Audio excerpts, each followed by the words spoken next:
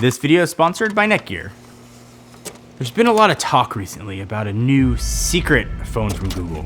It's supposed to drop the gimmicks, add some new cameras, take on a new design, and finally become a Pixel truly worthy of flagship status.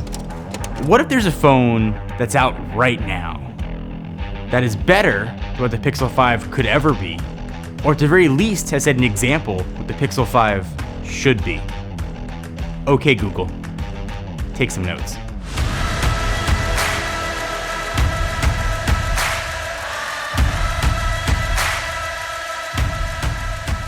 The first two Pixels, 1 and 2, were my go-to for Android phones. Figured I was getting the best software experience, the best camera that Android have to offer. But with Pixel 3 and Pixel 4, that kinda started to change. And I don't think I'm the only one. We started to see a lot of Pixel faithful migrate themselves over to Samsung, LG, OnePlus, and others. And I think we saw what Google was trying to do with the Pixel. Give you amazing software and great camera.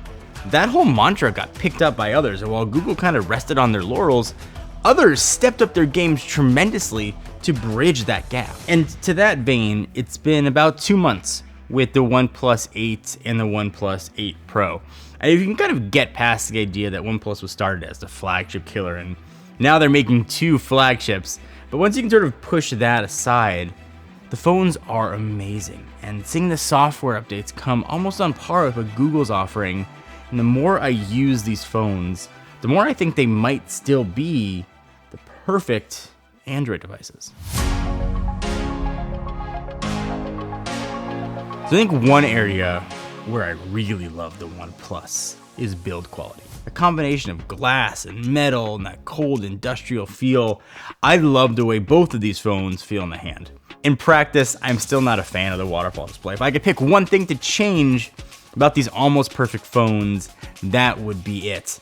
But the hardware, the way everything performs, these phones are just as close to perfect as we've seen in a really long time. So I think one area where OnePlus was deficient was in their screens. They made really good HD panels, and you could see them slowly getting better. And I want to talk about the display in the Pro with 120 hertz of refresh and the fact that it's dynamic and that you can use 120 hertz out of a resolution you want.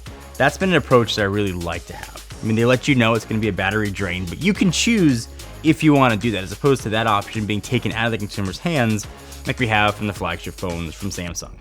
Now, I made the choice to scale my resolution down to 1080 and keep 120 hertz on, and I love that OnePlus is giving users that choice. I love the displays. I think they look absolutely gorgeous.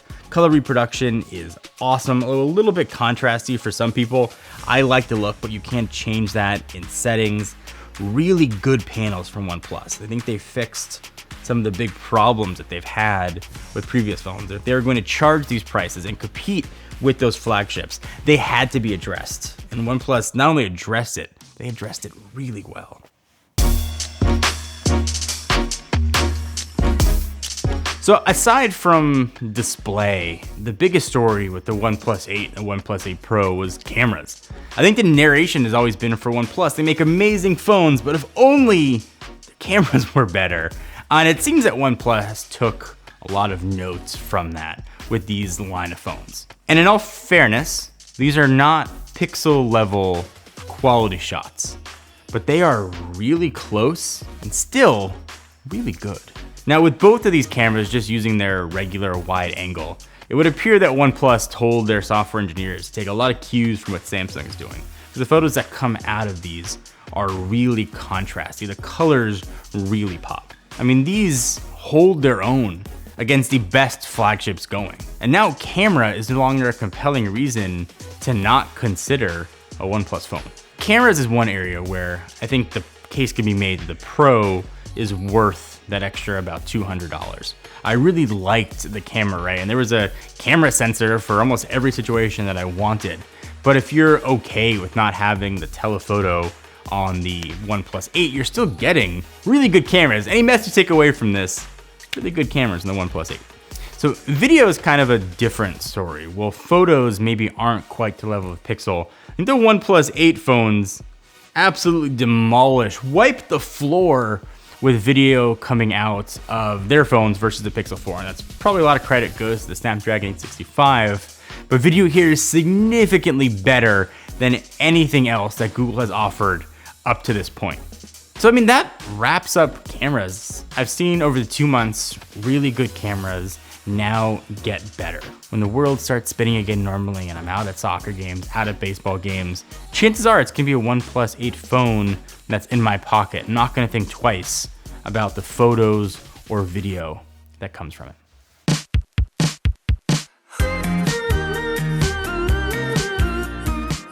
So both phones do support kind of the fastest data available, whether it's cellular or Wi-Fi, but there are some caveats. So they are 5G phones, but if you want to take advantage of the fastest version of 5G, you need millimeter wave that Verizon and other carriers are using. You can only get that on the special Verizon version of just the OnePlus 8, not the Pro. And we went and tested those speeds near a millimeter wave tower, and we're getting speeds over 2,000 megabits per second. But then on the next test, it would drop down to 500, which is still very fast, but a far cry from the 2 we had just had while standing in the exact same spot. What is really nice though is support for Wi-Fi 6, and I Wi-Fi 6'd my entire house.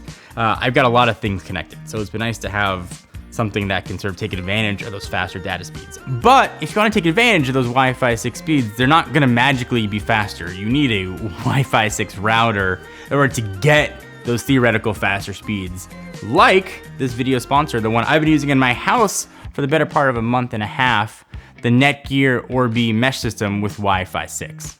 And I'm gonna tell you about it, but first, I think the best endorsement I can give is just to show you what my speeds are. So I am about as far away from the router as I can be in my house. It is downstairs in another room. I am upstairs from it. And if you've followed my videos for a while, you know my house has generally been where all cell signal and internet goes to die. I've had a really hard time finding a reliable, fast system here. So let me show you what this is in my house with a live speed test. And before this, with my old mesh system, I was getting around 40 megabits per second. So a huge improvement. So a lot of things to really like about the Orbi system. The first of the speeds have to be awesome, but the consistency of the speeds are really nice. Whether I'm upstairs, downstairs, watching TV, I always know that I am going to have the fastest wireless speeds that I can capable of having in my house. So setup in the app was crazy simple. From getting these things out of the box to having them working was like 6 minutes. But the app gives you a lot of more granular control. You could set up guest networks, you can initiate software updates, you can see what's actually connected, you could limit access, you get a lot of flexibility from the app. Also, you get 4 times more capacity compared to Wi-Fi 5, that was the 802.11 AC system, from 1 to 100 devices, which is amazing. So if you want to check out the Orbi Wi-Fi 6 mesh system, we'll link to it down below. But perhaps my favorite feature of this and Wi-Fi 6, this has been the most reliable Wi-Fi setup that I've had. And consider my use case the most extreme. I don't know if I've got metal studs in my walls, but it's been really hard to find something good. If it's amazing in my house, it will be insane in yours.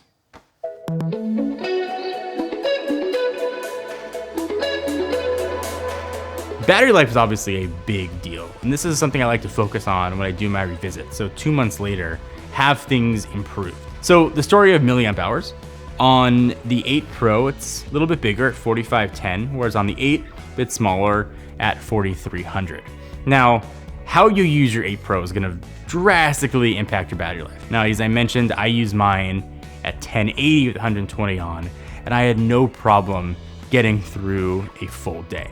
On the OnePlus 8 side with the 90 Hertz display and a 1080 panel, still getting awesome battery life. It is still a day phone. But if you want to charge wirelessly, the OnePlus 8 Pro is the only of the 2 that gives you that option, and it'll use any Qi charger. If you want to charge extra fast at 30 watts wireless charging, which does still seem a bit like a magic trick, you can spend an extra $80 and get the Warp charging wireless, which absolutely works as advertised. These phones are blisteringly fast, Snapdragon 865 and either 8 or 12 gigabytes of RAM. I love Oxygen OS. And I've loved what OnePlus has done with software, going all the way back to the original phone running Cyanogen. They've taken a very unique approach to Android. But if you just want to use the phone out of the box, the experience is really good. It doesn't involve that much tweaking. But if you want to, you can get really granular with what the phone can do. I think the launcher is really solid. I think the software experience is incredibly solid. And the tweaks OnePlus has done are awesome. And this is a weird thing to say and maybe is going to upset some folks, but I now think the experience on Oxygen OS is better than the experience I've had thus far on stock Android. So pricing on these phones is certainly higher than it's ever been, either $699 or $899. So OnePlus is competing with the flagships they were previously trying to kill. But you are getting the most OnePlus phones that you've ever had before, and expect that for that price. And whether or not the OnePlus 8 should have just been the phone they released, or you think the OnePlus 8 Pro should have been the only phones they released, sort of no denying you are getting a really feature-packed device, whichever way you decide to go. So OnePlus has gotten some pushback and some negative reactions to them competing in these really expensive waters. But I do admire a company that's not afraid to try something new, sort of go a bit out of their comfort zone.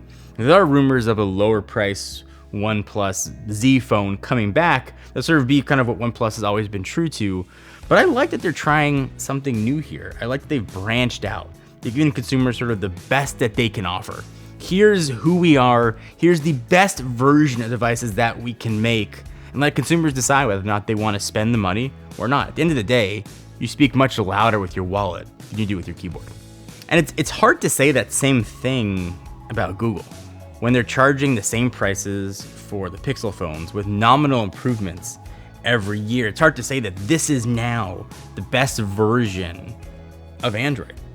And that used to be the case, but year over year, you've seen very small improvements with the Pixel. They've maybe pushed the boundaries on one particular category, but then take a few steps back on another. And I'm hopeful that that'll change with sort of the Pixel 5, but rumors of the processor perhaps going downstream kind of shows that maybe Google is stepping back from that being the best of everything, or trying to be the best of everything. And kind of OnePlus is, at least appears to have stepped into those shoes. The OnePlus 8 and 8 Pro have changed my perception on OnePlus. I used to look at them as the best of the budget phones out there. And now I'm starting to look at OnePlus as perhaps the best of any phones out there.